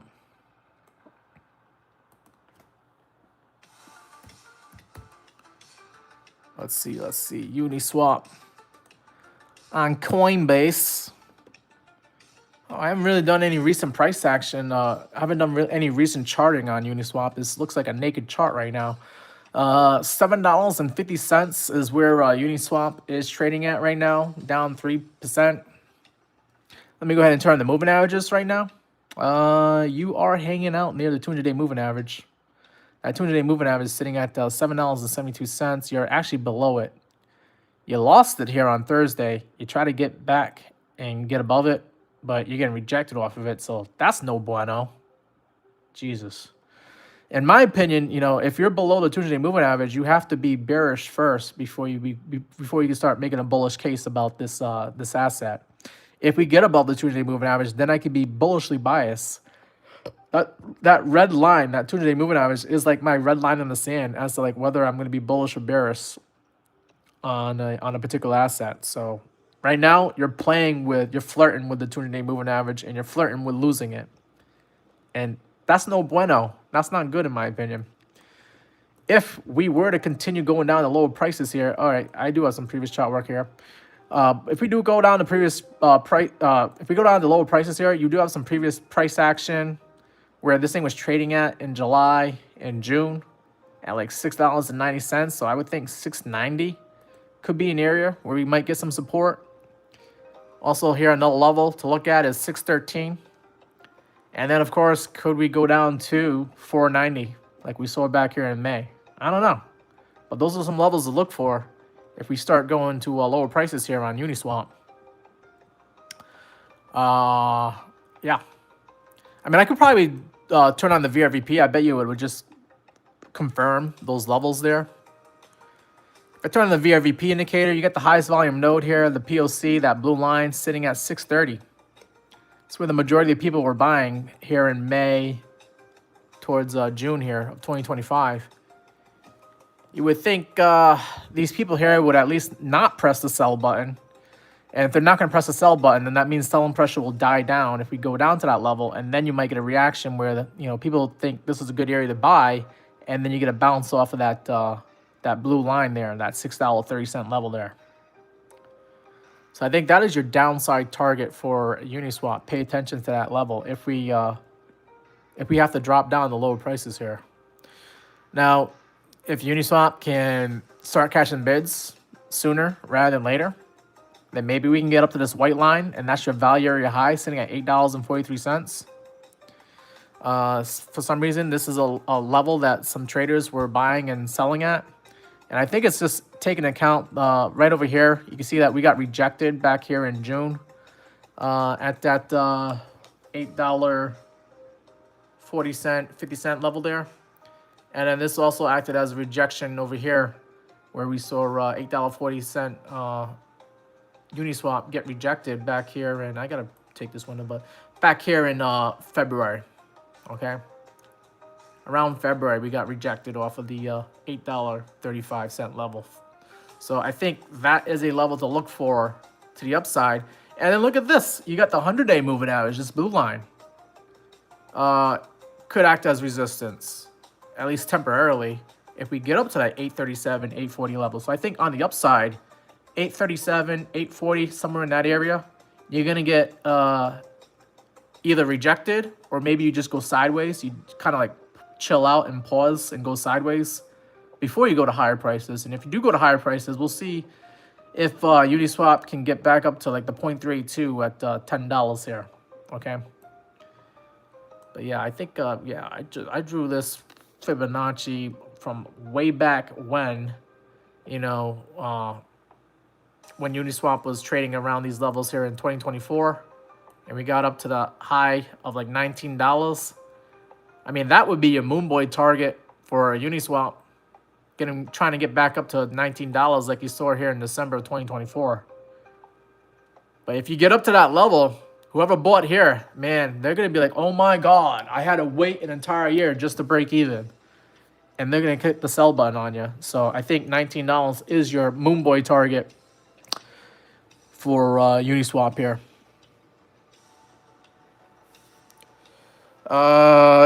Let's see. Glittery Marshmallow says they're stalking Joe. Trade Intuition. You're just following along with Joe. I appreciate Joe coming on to my live stream here. I'm assuming you must have finished your live stream. Let me just give a quick shout out to Joe and Trade Intuition. All right, so here on YouTube, you can find another crypto YouTuber besides myself. You can find Trade Intuition. He has about a couple thousand subscribers, and he goes live same time as I do at 12 p.m. Eastern time. So it's kind of tough for me to go onto his live stream. I actually went on his live stream earlier today and said hi and hit the like button. But then I told him, like, I'm going live myself, and I'll be live for at least a couple hours, I think. And here I am. Joe must have got finished with his live stream, and now he's on. So, guys, go ahead and check out Joe, especially when I'm not around. Like, if I have a day off for whatever reason, you can find Trade Intuition and check out his live stream here on YouTube. I think Joe also has a TikTok. Yeah, he does have a TikTok. What am I saying? Do I think? He does have a TikTok, but he's trying to build up his following there on TikTok. And in my opinion, Joe, you just got to just keep cranking out the videos on TikTok. And eventually people will show up and follow you. That's what I do. I do both TikTok and YouTube. Let me see if I can do the look you up on here on TikTok. Got the Meet Damien. That's me on TikTok right there. And then let's see. Let's go find Joe. Trade Intuition.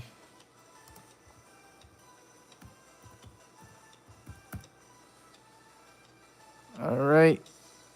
It's the one in the black, right? You have two Trade Intuition channels here on TikTok. All right. Yep. There he is. Joe, also known as Trade Intuition. But I don't know. I think, no, that's not the one that... because there's no videos on this one. All right, so this, this is probably Joe's other account. Let's see if I can find the other one that he's been posting videos on. So it's gotta be this one. The one, all right, here we go. Joe. Oh, well, Joe, like if you're not on TikTok, then you're not on TikTok. I'm over here trying to give a shout out to you on TikTok as well. But anyways, finishing up this live stream here. Finish up this shout out here. You got to check out Joe's videos. He's got a good audience and he's got some good videos here and good analysis, good music, everything. Gotta check him out. All right. And give him a subscribe and tell him that I sent you over to him. All right. Let's back to the charts here. Let's see what my TikTok guys are saying now.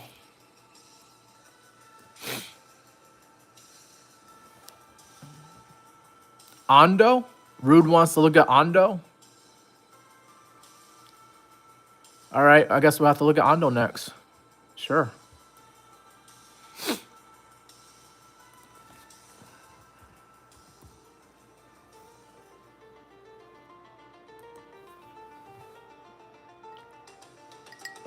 All right, let me clean up the chart here.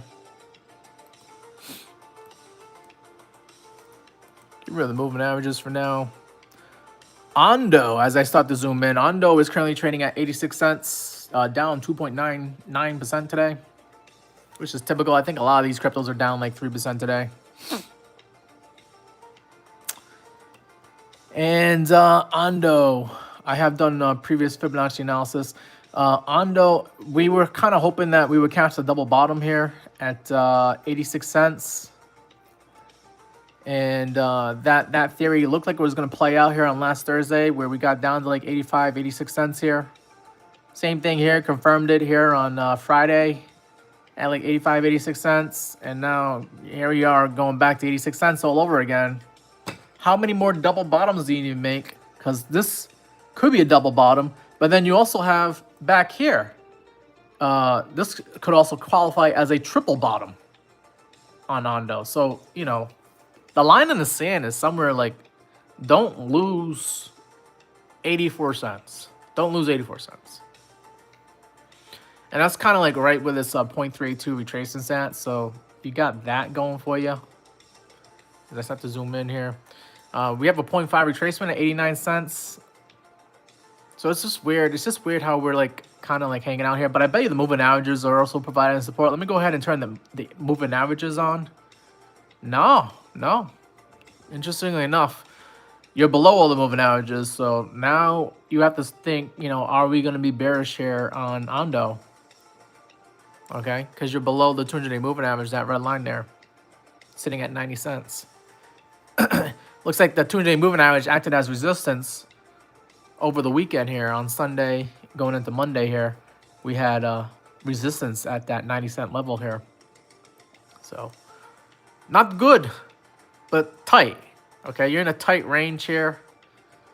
You gotta have hopefully some resolution at some point here. Are we gonna lose 84 cents, or are we gonna finally make it past 90 cents and go up to higher prices? Because if you are able to go up to higher prices on Ondo, then, you know, maybe we can get back up to the 618 at 96 cents,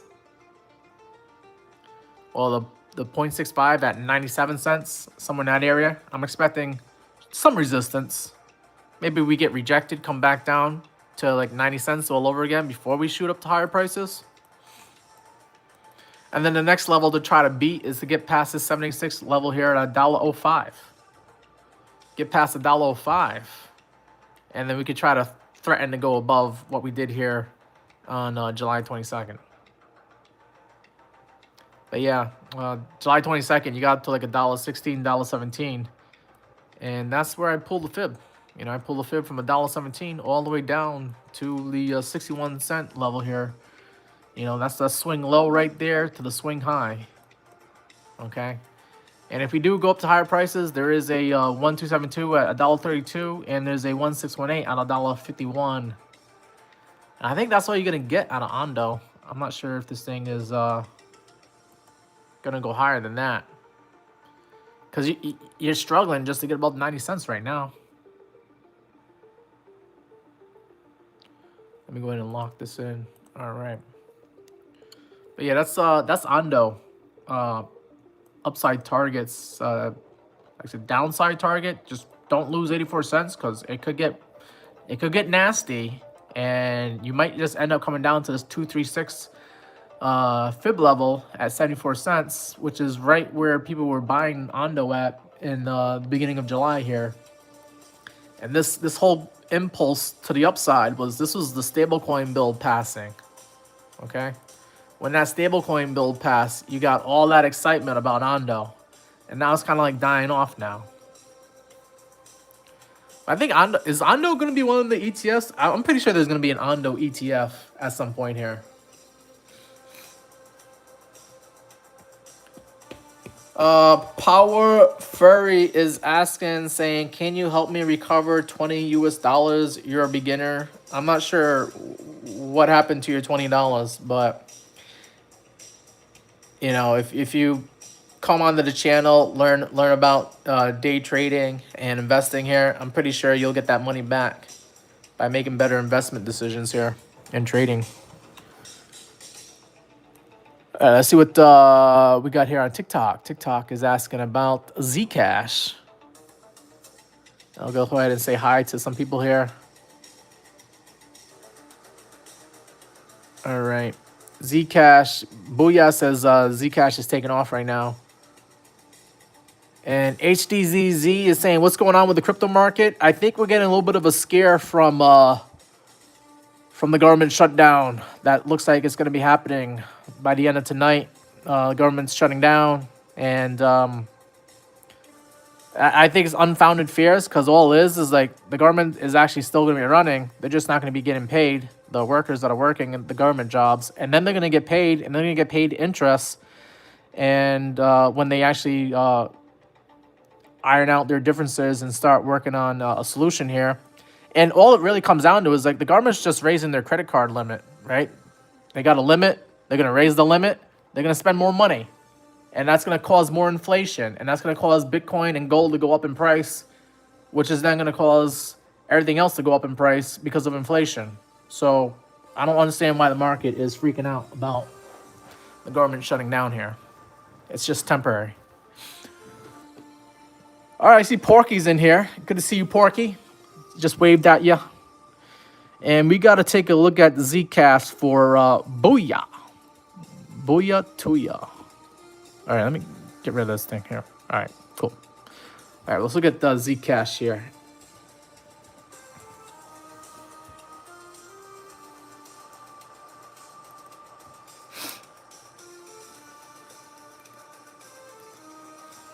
All right, Zcash currently trading at $74.49, up 3% today. I'm not sure if that's like Zcash mooning, but it's better than it dropping. Zcash has seen some better days here yesterday. It was up 15%, and the day before that, it was up 12%. So, yeah, all right. Zcash is doing some nice things here. Obviously making higher lows, higher low, higher low, higher low in order for it to get up to these higher highs that it's just making now. So Zcash, it looks like it's getting accumulated here. I'm not sure why. Maybe you could tell me in the comments, in the chat here, why Zcash is catching some bids here. I believe Zcash is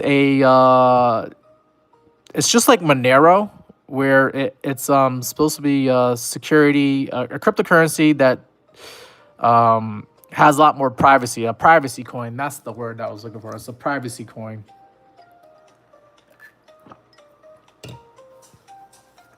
But, all right. Zcash, $74.60. You're rivaling what you did here back here in December. We saw Zcash as high as like $78, December 25th on Christmas Day. That was nice. Nice Christmas present for the Zcash investors. And we even seen Zcash as high as like $79 on December 3rd. So you're getting up to those levels here. Since I'm zooming out and getting all this data now, I'm going to go ahead and turn on the VRVP.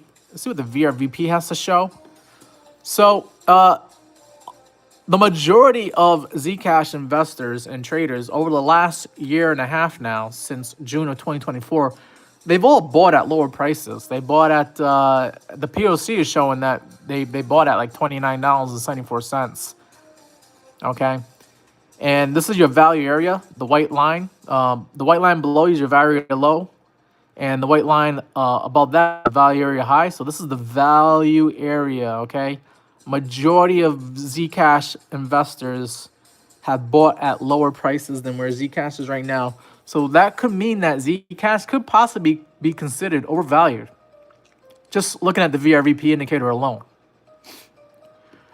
Now, with that being said, it gives me ideas like what to look for on the oscillators here, because I'm probably expecting the RSI to be overheated and overbought on Zcash.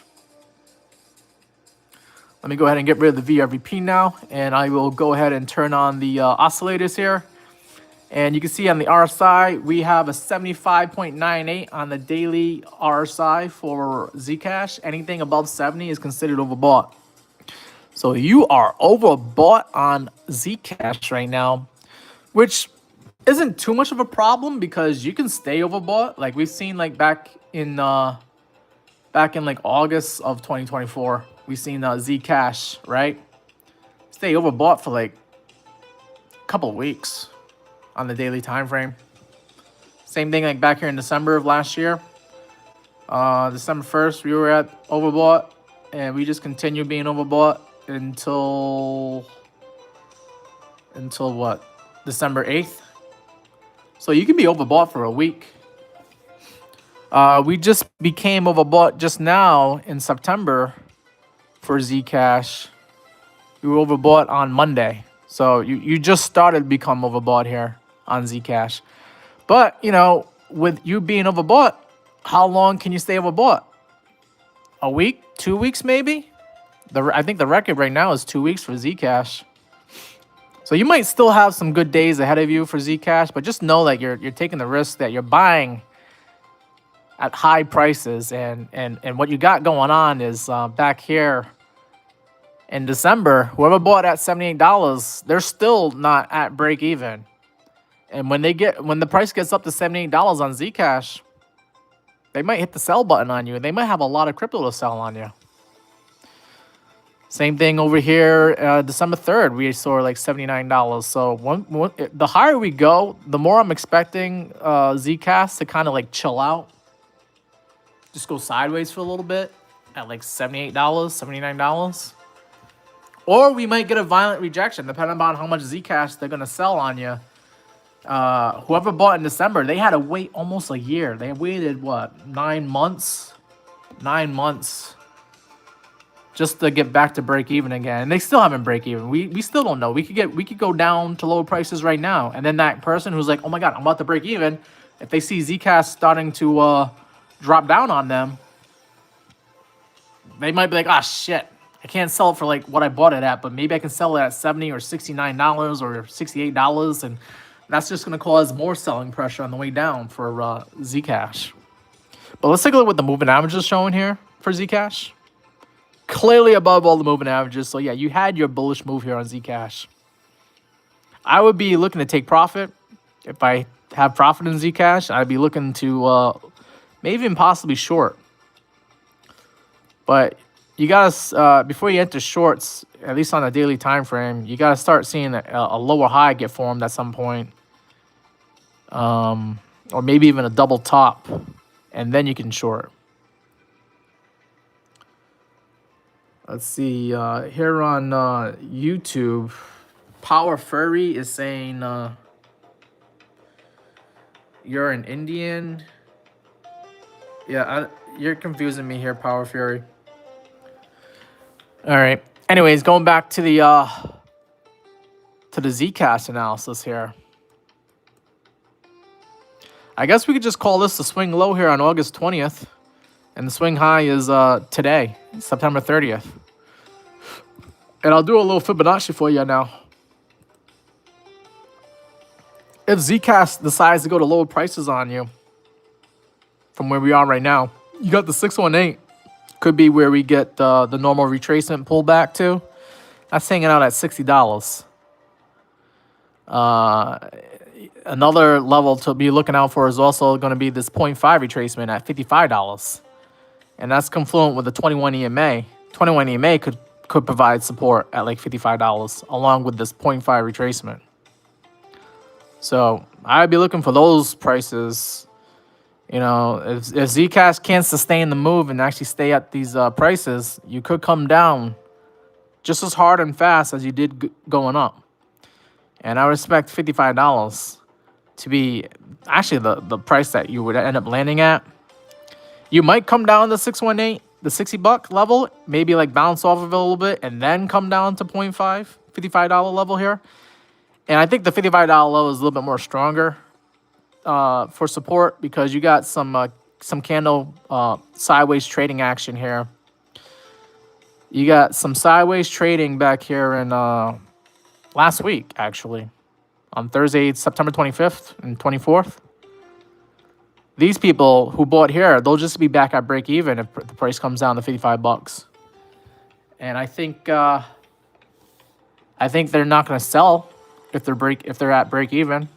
So there'll be less selling pressure when we get down to $55 here. Now, for your upside targets, if Zcash continues being overbought and we get some parabolic movement in the markets here, you get the 1272 showing that $87 Zcash could be a possibility here. And then 1618 saying $101 Zcash might happen later on this year. Okay, so those are your upside targets and downside targets using the Fibonacci. And also a little bit of help here with the 21 EMA moving average. And also just looking at the candles with your support zone right here from the previous price action. Alrighty. Let's see what you guys have to say now in the TikTok chat here. Zcash, booyah. Oh, there's a halving coming up on Zcash? That's interesting. I know there's some cryptocurrencies that have their own version of their halvings, just like Bitcoin. So that's interesting that you say that. So if that's the case, then maybe Zcash has even more reason to go up from where it is right now. Appreciate that that comment. I didn't even know, but I am aware that there are some cryptocurrencies that do halvings, just like Bitcoin does. All right, so that's all I got for comments here. I think we're getting towards the end of this live stream. I see we got 11 people watching here on YouTube, and we got TikTok had more viewers here. We have 6 people here on TikTok, but I don't have any more requests, so there's no point in me talking just to talk. If this is it, we don't have any more requests, I guess I'll go ahead and end the live stream. But yeah, I appreciate you guys coming out to the live stream here. Take a look at the charts here. I think we're just getting another buying opportunity, in my opinion, here on the cryptocurrency market. Don't feel too bad because the stock market is also down because of this government shutdown scare that we're getting. You got the S&P 500 down 0.1%, Dow Jones down 0.3%, and the NASDAQ is down 0.37%. So they're not happy over there either. Rude, I don't know what you mean by do fibs matter in the bull market? Of course they do. Cause like at some point you will come down and you will get a correction. And if you get a correction, you want to know, how far down could it come down and do a pullback before you go up to higher prices again. So that's where that 618 golden pocket becomes, pretty important level to look out for. But sometimes you might go past that and do a deeper retracement down to the 0.5 or the 0.32 level. And this is just giving you ideas like if we're topping out and we get a correction, this is where you might end up at with the fibs. And then also in a bull market, fibs are great because you get fib extensions and they could tell you like how far you could go up before you might magically get some resistance out of nowhere, like the 1272 or the 1618 are levels that traders look for Because for some reason, when people are making a lot of money, yeah, things could double or triple, but they want to sell and not lose the gains that they made because they want to go buy another boat or buy another car or buy another house in real estate. Okay? So there are people who will click the sell button, and it seems like the Fibonacci usually works out to the upside on the Fib extensions as to like when they're going to click that sell button. So that's what I like to use. Now, it's not the end-all be-all tool, but it is helpful. Oh, okay. Now here comes the last-minute request. We got Cam asking about Zen. And, well, we are looking at Zcash right now. But I think we can look at Zen. And then Steve Hickey wants to look at Pepe. So let me go ahead and do Pepe first, and then we'll look at Zen, if that's a request that you got from me. So you guys trying to keep me alive here on the live stream, huh? You won't let me end the live stream yet. All right. Let's look at Pepe first. And then we'll look at Zen. So I do have some previous price. I have some previous chart work here. This is Pepe using data from Coinbase. And I have tried a game plan along. I've been trying along some of the meme coins. I tried longing them yesterday with much better success than I did today. Because I think the meme coins can make you some serious dough here in the near term. Looking at Pepe right now, currently trading at 908, down 3% today. However, Pepe is still conforming to making higher lows here. You got a slight uptrend here. Don't lose this uptrend, because if you lose this uptrend, then yeah, it can be game over for Pepe. Well, not really. Maybe you come down to what you did here back here in May. Around like May 5th, May 6th, you saw Pepe as low as like 759. That would be where you might come down to if you lose, what this uptrend. Okay, this yellow line here. So this yellow line is an important line in my opinion. Don't lose this uptrend. Don't lose like 877. I think you'll be all right. Well, you're getting close to it. You're threatening to go to lower prices here on Pepe. But if you're not going to go to lower prices on Pepe, I think the upside could be pretty substantial. Okay. First, you got the 0.236 at 981. Okay. And then you also have the 0.382 at 1076. Okay. And just looking at this previous chart work here, if you just get up to the 0.32 level, that 1076 level, you're looking at Pepe being about up 15%. And you can put your stop loss right below the candlewick low here on Thursday. And you're only risking about 4.7%. And it's a risk-reward ratio of 3.27. However, it gets even better than that. Because if you move this up and you think you can get up to that 618 golden pocket, you're looking at like a 32% increase in Pepe from where it is right now. You got a risk-reward ratio of like 6.9. Of course, 69 shows up again. It always does. And then you got the 786 retracement. If you want to push it up to 786 at 1339, that's about a 44% increase. And if Pepe can get the retracement all the way back to what it did in July, then we have a potential move of like 59% increase in Pepe. Just getting back to where it was in July. Never mind if we actually make new highs for the year. And if we do make new highs for the year, I mean, you're looking at Pepe possibly getting to like 1655 or even 1881. But right now, we just got to focus on, can Pepe get above the 200-day moving average? Okay, can you get above 1033? Okay, because then we can start talking about those higher levels to the upside here. But yeah, I think Pepe, you can put your stop loss really tight below what you did here on last Thursday. Or you can be even more conservative, put your stop loss below what you did here in June when Pepe was as low as like 830. So maybe 820 is your stop loss. And then you're hoping to just ride this puppy up to higher prices. All right. You're welcome, Steve. And I see Trade still in here. Good to see you. You're still here, Trade Intuition. We're about to finish it up soon, though. We gotta look at Zen. I think that was a request from my buddy Cam over here. Oh no, and here's another request. Okay. Uncle Sam wants to look at Manu. And hey, Crypto Jedi, how you doing there? Why won't it let me say hi to you? Oh, I was gonna try to click the hi button here. Okay, let's take a look at the Zen and then Manu.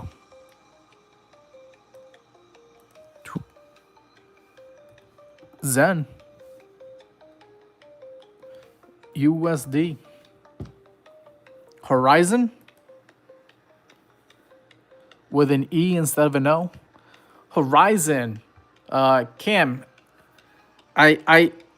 I like when I get requests from Cam because I know Cam likes to go bottom hunting, and he usually finds some good setups here. He's one of my TikTok viewers that is very good at reading the charts, and he's usually pretty good at picking a good potential buying opportunity. So I'm a little bit curious to see what I can do here with my analysis on Zen. Zen currently trading at $7.65, up 6.7%. Okay. Wow. Okay, so Zen looks like it's near the lows, and you've been making these lows, like the lowest low back here in June of 2024. It looks like sitting at 624, and then right over here in June of 2023, $5.92. Okay, so you're above those lows right there. Okay. Since I'm pulling out all this data here, going back to like 2023, 2 years ago, let me go ahead and turn the VRVP, see what the VRVP has to say for analysis. All right. So let me just make sure it's not going to readjust itself too much. The most important level to look for in the VRVP indicator is the POC. The POC is that blue line, the highest volume node, sitting at $8.13. The current price is below that, but you would expect once we get to that level, there should be some resistance. However, because you're below the POC, you could be considered undervalued at this price. Okay? You get the value area low, probably the lowest price you'll be able to get, because most other people haven't been able to get lower than that, and that's sitting at 674. So 674 should be a support zone for Horizon. Okay? So you can probably put your stop loss there, or a little bit below the value area low at like 660 maybe. And now you're trying to ride this puppy up to higher prices. If you get past that $8.20 level, this blue line, the volume drops off very steeply until you get to that value area high. And that value area high is sitting at $13.43. This thing has the potential to double up in price here. That 1343 level, if that's watching that white line there, is a level that we got up to and hit resistance here in July of 2024. And then you got resistance here at November of 2023. So that's an important level to pay attention to, that value area high at around like $13 here for Horizon. So I think $13 is what you're going to get in the next few weeks, next few months out of Horizon. But you gotta get past the blue line here, the $8.20 level. Once you get past that, then you can probably launch up, and it will be a launch because there's really not. I mean, there is some resistance at like $10 and in that area there, $9 and $10. But then once you get past $10, I mean, it will continue to like $13 before you get a significant amount of resistance like you did in the past here. And that's how you use the VRVP indicator to figure out what your upside targets might be and downside targets on this one. And I'm just like kind of zoom out here a little bit. This thing has seen some very high prices in December. This thing was at like $42. Wow. So this thing has already had like a 90% correction, right? I mean, I have to measure that. Maybe it's like 80% correction, but still. Yeah, like an 85% correction almost 90%. I mean, probably 90% early this year. It probably dropped down to 90%. But yeah, just where we're at right now. You dropped down 84, 85% from the highs in December. So yeah, I mean, you could be catching the bottom here. Now, one thing to keep in consideration, right? Let me get rid of the VRVP now. Is that when you do start climbing up to higher prices, this 200-day moving average should act as a resistance initially at $8.47. So remember how I said like 820, 830, 840? That's going to be a significant resistance area to get past. And then $10 is going to be the next resistance area. But I think you can buy this thing and be all right. Stop loss below the lows here in September 25th. Put a stop loss at like $6.20 or $6, and you're just hoping to ride this puppy up to higher prices from there. And then we gotta take a look at Man U. Booyah, I'm not doing any more requests because I'm coming up on 2 hours on this live stream, but I appreciate you coming in here. Can you save that for tomorrow? We'll take a look at BRV for tomorrow because I still gotta look at Man U, and then I gotta get out of here. All right. I'm about 50% from my live goal here on TikTok. If you guys appreciate the analysis here, don't forget to send some gifts here. I see Cam helped me out there. Thank you, Cam, for helping me reach my my live goal. So I guess I already hit it. But if you guys still appreciate the analysis, you can send me some gifts here, some roses or whatever you want to send. And I appreciate it all. All right, so we got to look at Man U next. And then this is going to be the last one for today, and then I'm going to be out of here, guys. What kind of price is this? Man U on Mexi Exchange. This thing has dropped like a rock. Like a bat out of hell. And around May of 2024. Jesus Christ.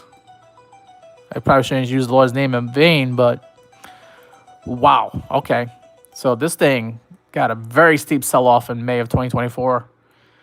And this is what the chart looks like. It's just very choppy.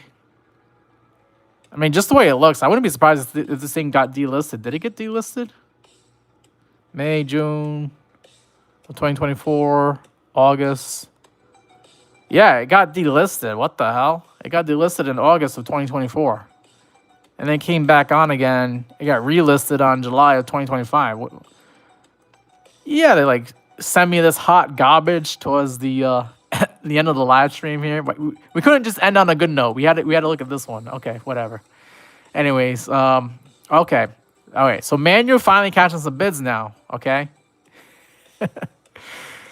And you must have asked about this asset before because I already had some previous chart work showing potential prices this thing could go up to. And I have measured, like, we have some candlewick highs here in August of 2024 where this thing got up to like 62,905 is how I'm going to read that number. That's, I think, your next target to the upside is 62,905. But also, we kind of already came up to the target that we're at right now. This other level here at 48.15. I identify those candlewick tops here. And we're literally at that price right now. Or roughly at that price right now. So that's my previous chart work coming into play here. Yeah, candlewick top. Someone else identified that, and that's the price that we're hanging out at. 48, about 48.49 here. Okay. Okay.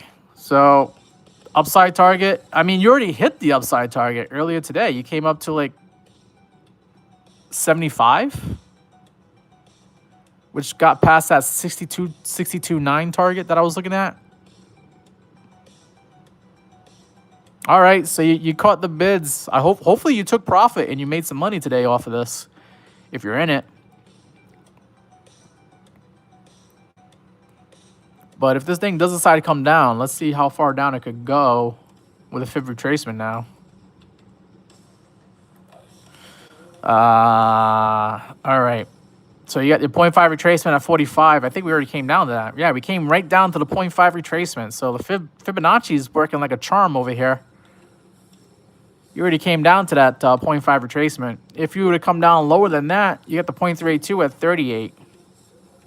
And then the 0.236 at 29. If this thing doesn't have any staying power behind it, then you will come down to that 29 level here, that 0.236 level. And then also, hopefully the moving averages are able to catch up and provide support.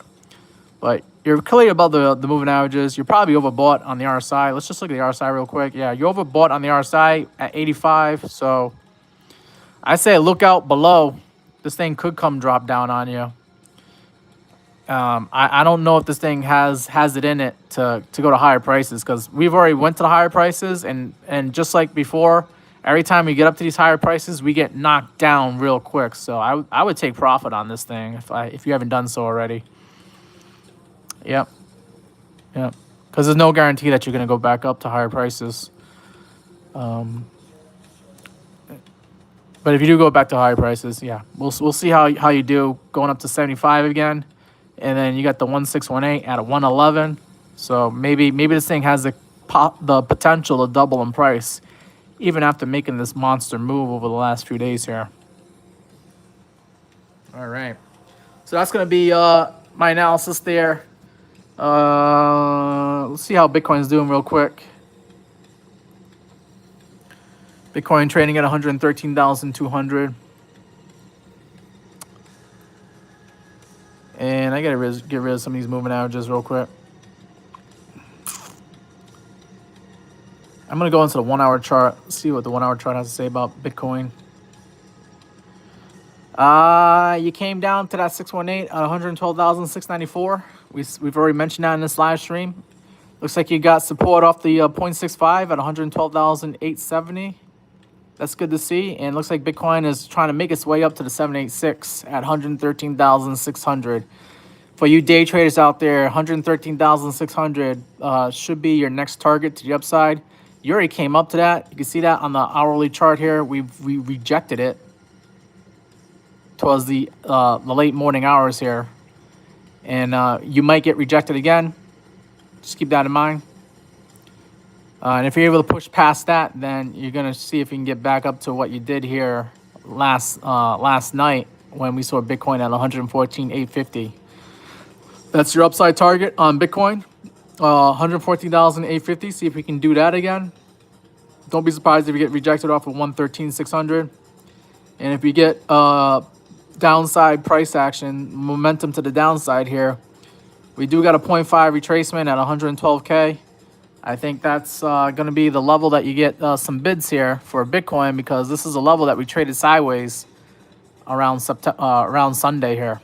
Okay, so 112K to the downside, 113.6 to the upside, and also 114.8 to the upside as well, going into later on today and tomorrow. All right. DZ, that's it for today. We already looked at AVAX early in the live stream. If you want to go back, I think it was like one of the first cryptocurrencies we looked at at the beginning of the live stream. And then Cronos, you know the deal with Cronos. It's just disappointing at this point. But yeah, if you come into the live stream to tomorrow, we could take a look at AVAX and Cronos again for you. All right. But yeah, that's going to be the live stream today, guys. I will see you tomorrow, same time, 12 to 2 p.m. Eastern time, around that time slot. Take care, guys, and good luck investing and trading in whatever asset you decide to get into.